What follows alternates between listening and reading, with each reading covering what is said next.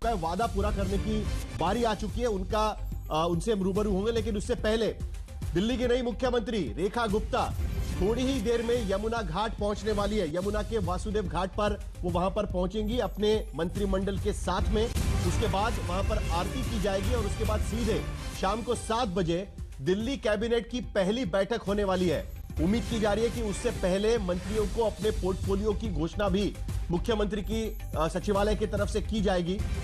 थोड़ी ही देर में मुख्यमंत्री भी वहां पर पहुंचेंगे। हमारे दो संवाददाता हमारे साथ जुड़ रहे हैं। संजय शर्मा हमारे साथ है, मौसमी सिंह भी यही यमुना घाट से हमारे साथ।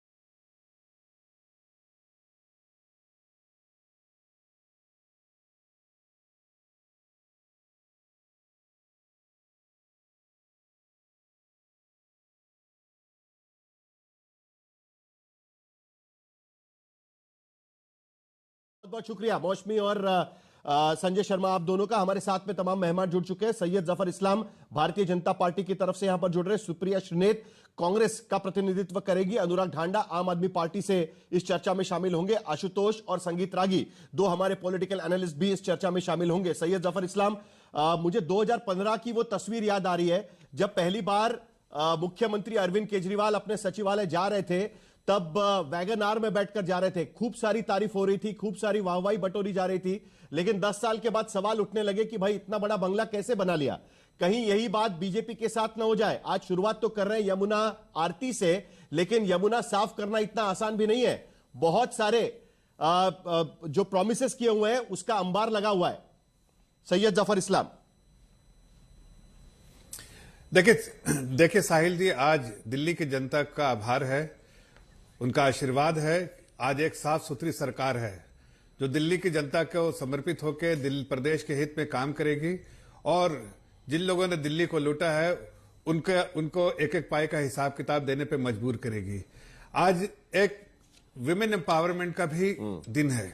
जिस तरह से भारतीय जनता पार्टी और आदरणीय प्रधानमंत्री जी की अगुवाई में विमेन एम्पावरमेंट किया जा रहा है, जिस तरह से विमेन रिजर्वेशन बिल पास किया गया और आज उसका एक पूरे, चूंकि दिल्ली की नजर, पूरे देश की नजर दिल्ली पर रहती है और दिल्ली में कोई अगर मुख्यमंत्री, महिला मुख्यमंत्री बनती है और इतने बड़े जीत के साथ और उसमें एक महिला मुख्यमंत्री, एक सामान्य कार्यकर्ता को मुख्यमंत्री बनाया जाए तो पूरे देश की नजर उस पर रहती है और वो एक कहीं ना कहीं विमेन एम्पावरमेंट का सशक्तिकरण, विमेन जो महिला सशक्तिकरण का एक सिंबल बन के आती है। आज मुझे लगता है कि पूरा देश और दिल्ली दोनों उनको उस नजरिए से देख रहा है और उन्होंने जो वायदे किए, आपके चैनल पे भी अभी चल रहा था कि दिल्ली की जनता के हर वायदों पे खरे उतरेंगे।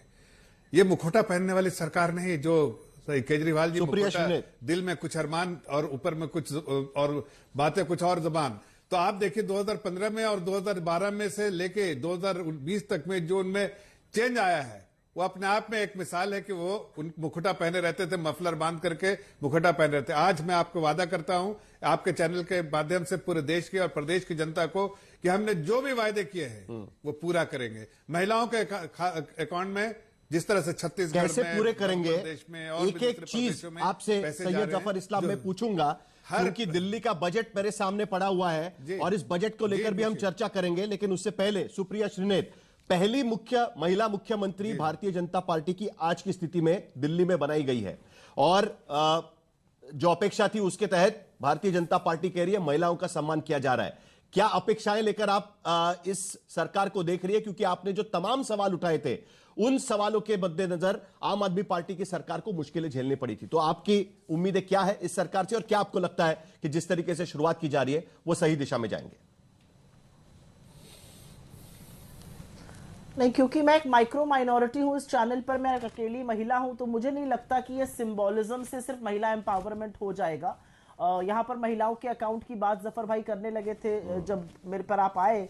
9 लाख जहां पर वो रहते हैं मुंबई में, महाराष्ट्र में सरकार आई, 9 लाख महिलाओं को लाड़की बहन से निकाला जा रहा है।